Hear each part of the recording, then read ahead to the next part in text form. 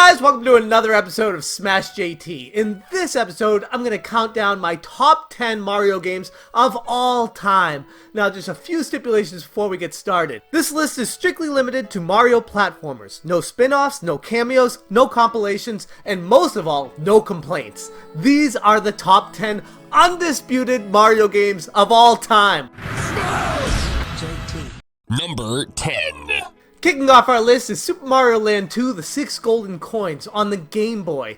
This was the first appearance of the main villain Wario in the Mario series. And the timeline of Super Mario Land 2 takes place immediately following Super Mario Land. While Mario was away in Sarasa Land, his old childhood friend Wario put an evil spell over Mario's castle and his world, Mario Land, brainwashing all its inhabitants into believing Wario is their master and Mario is their enemy. Wario's motive behind the sudden attack on Mario's castle? He wanted a palace of his own. I can't really argue with Wario on this one. I feel like everyone should have their own palace. Number 9.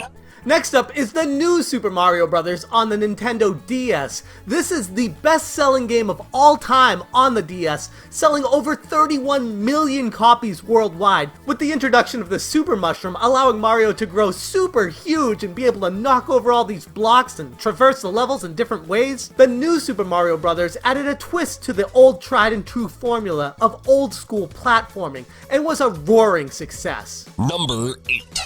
Encountering the Flash Liquidizer Ultra Dosing Device in Isle Delfino, we have Super Mario Sunshine. Better known as the Flood, a powerful water cannon which is toted like a backpack created by Professor E. Gadd, best known from his previous work in the Luigi's Mansion series. Mario defeats a giant slime-covered piranha plant and restores the airship, but he is subsequently arrested by two Pianta police officers who accuse him of vandalizing Isle Delfino with graffiti.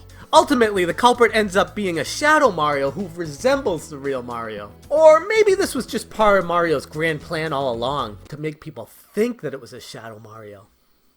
Number 7. We're gonna travel to outer space for Super Mario Galaxy, and while a lot of people may say that 2 is the superior Mario Galaxy, I prefer the original because it really set the groundwork for an entirely new genre of Mario platforming. Traveling through different galaxies collecting power stars earned by completing missions and defeating bosses or reaching particular areas, each galaxy contains planetoids and orbiting structures for the player to explore. And while this game was available on the Wii Remote and Nunchuck control system worked absolutely spectacular. Running around as Mario on these planets with the Nunchuck controlled so perfectly. With colorful worlds and incredible gameplay, Super Mario Galaxy easily makes a spot on the top 10 Mario games of all time. Number 6. With the sheer insane amount of Super Mario games out there with their sequels, who would have thought that the original Super Mario Bros. That came out in 1985 would secure a spot on the top 10 Mario games of all time? But it's true, it still holds up today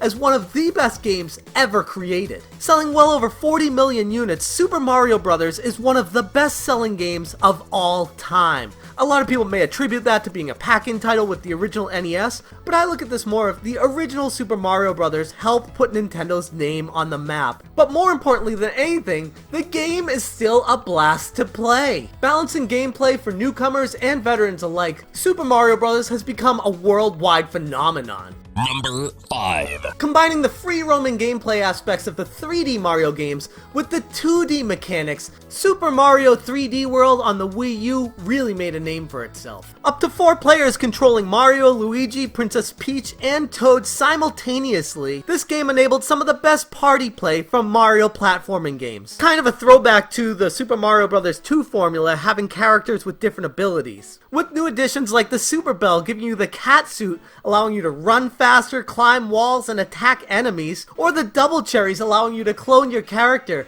It was a seemingly endless amount of replayability to get through these levels, especially when having a group of up to 4 people at your house to play this together. Number 4.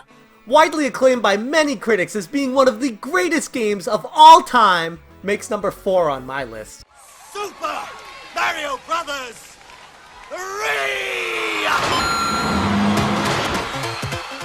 Embarking on a quest to save Princess Toadstool, Super Mario Bros. 3 introduced numerous elements of the series that are still used today, such as new enemy characters, use of the world map of transitioning between levels, tons of new power-ups like the Tanuki suit, being the third best-selling NES game of all time, selling over 17 million copies. There's not much more I can even say about Super Mario Bros. 3, except for, if you haven't played it yet, you're probably pretty young. Number 3. Coming in at number 3 is Super Mario 64, the game that completely changed the landscape of what a Mario game even meant in the first place. Platforming was all 2D up to this point, and when the Nintendo 64 came around, everything changed. This game put the Nintendo 64 on the map. It's made a lasting impression on the field of 3D game design, featuring a dynamic camera system and 360-degree analog control. It's acclaimed as one of the greatest and most revolutionary video games of all time. So I guess what I'm saying is, Super Mario 64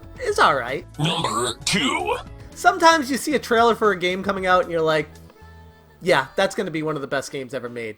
And when I saw the trailer for Super Mario Odyssey, that is the only thing that went through my mind. Introducing Cappy and being able to take over various enemies, the open-ended gameplay that's exploration-based creates one of the most unique experiences I've ever had playing a video game. More than 2 million copies of the game were sold worldwide 3 days after release, putting it in the hands of, at the time, nearly 1 out of every 2 Switch owners, which is insane. The attachment rate for this game, 50% of the people who owned a Switch bought Super Mario Odyssey in the first 3 days of release. And while that might seem like a, yeah, I get it, it makes sense because it's a great game and it's a new system, that never happens. Number 1.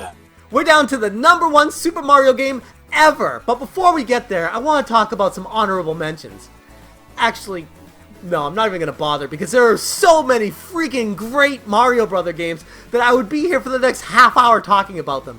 So instead of honorable mentions, I'm just going to get to my favorite Mario game of all time. Super Mario World on the Super Nintendo. While it may not look like much to people who are used to 3D action platforming games these days, the original Super Mario World completely blew my mind when I saw it. Super Mario World created an entire generation of gamers with tons of new abilities. The cape, Yoshi was introduced, branching paths, hidden exits, so many different secrets in this game to find. Perfect controls, amazing graphics. Super Mario World had everything I could have ever wanted in a video game. Anyways, those are my top 10 Super Mario games of all time.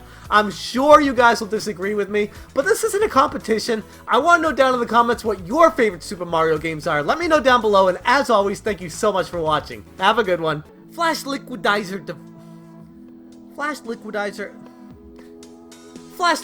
Ultra Device Dosing. Ugh!